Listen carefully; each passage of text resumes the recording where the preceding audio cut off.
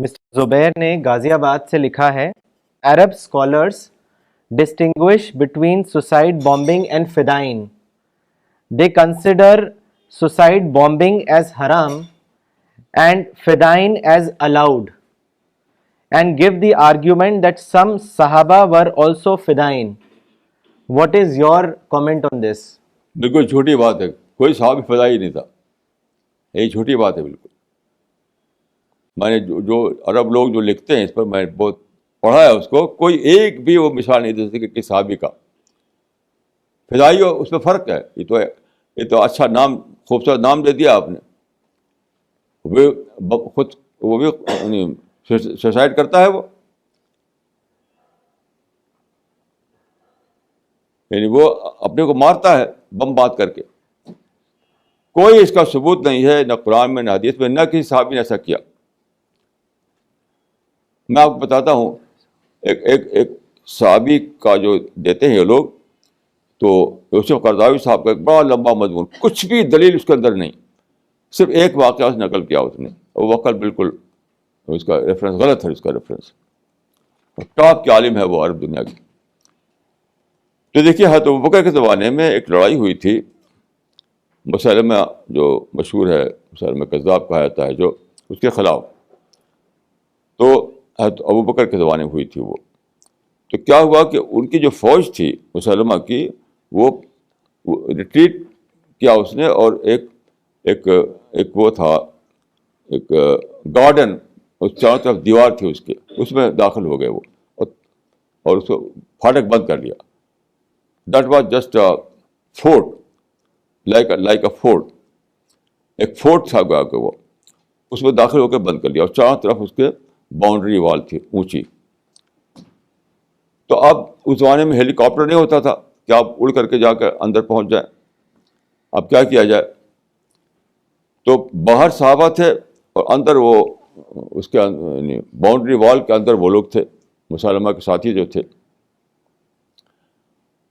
تو ایک صحابی نے کہا کہ مجھے تم لوگ جو جس کو کہتے ہیں ڈھال پر میں بیٹھتا ہوں، مجھ کو ایسے اٹھاؤ، اور اٹھا کر کے دیوار تک پہنچا دو مجھ کو.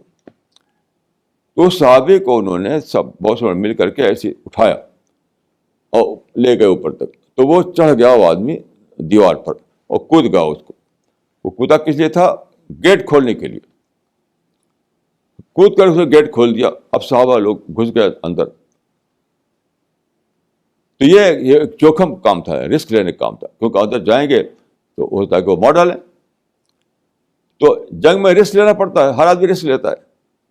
تو رسک لینا ایک الگ چیز ہے، اپنے کو مارنا ایک الگ چیز ہے.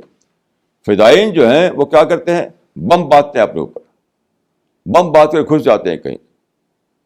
تو ان ایڈوانس پتہ ہے کہ ہم مریں گے. دیٹ از سوسائڈ، دیٹ خودکشی.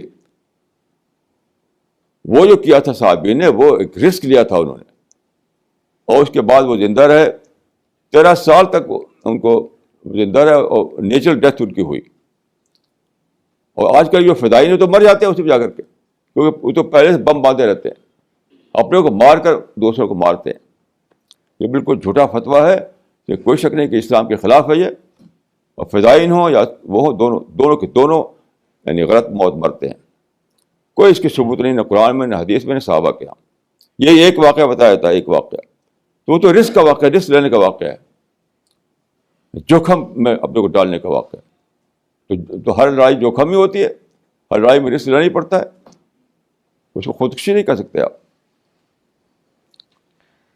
مولانا ان کا ایک اور سوال ہے. انہوں نے لکھا ہے، نصیر الدین الالبانی gave a fatwa that doing jihad is not correct without a khalifa. So instead of fighting with others, we should first try to establish khilafat. What is your opinion on this? نہیں، اس کا مطلب نہیں خلیفہ بنائے آپ کسی کو، مطلب انڈر خلیفہ، انڈر رولر، انڈر اسٹیٹ. وہ جو ان کا فتویٰ تھا اس کا مطلب یہ تھا کہ ایک اسٹیٹ جو اسٹیبلش ہو چکی ہو، جس کے بعد آرمی ہو، جس کی ایک ٹریٹری ہو، جس کی ایک حیثیت ہو بحیثیت ایک نیشن کے، وہ لڑ سکتی ہے اور اس کا دوسروں کو ساتھ دے سکتے ہیں دوسرے لوگ. خلیفہ کا مطلب ہے اسٹیبلشڈ رولر، اسٹیبلشڈ حاکم. یہ مطلب تھا ان کا, صحیح مطلب تھا ان کا. یہ مطلب نہیں ہم خلیفہ بنائے جا کر کے اور کسی کو نامنیٹ کر کے وہ کہیں کھڑا ہو جائے اور لگے ہم جہاد کرنے, یہ مطلب اس کا نہیں ہے.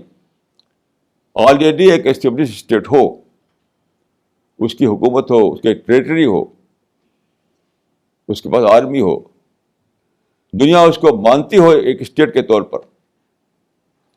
جیسے یونائٹیڈ نیشنز ہیں, اس میں 191 باقاعدہ حکومتیں مانی جاتی ہیں, اور بھی کچھ حکومتیں ہیں جو ریکگنائز نہیں ہیں وہاں. تو ایک ریکگنائز گورنمنٹ ہو, ایک اسٹیبلشڈ اسٹیٹ ہو, وہ لڑ سکتی ہے. یہ مطلب نہیں کہ کسی کو آپ خلیفہ بنا دیں اور جا کر C20 میں بٹھا دیں, وہ کہیں کہ تم لڑ رہے ہیں, یہ مطلب نہیں, اس فتوے کا یہ مطلب نہیں.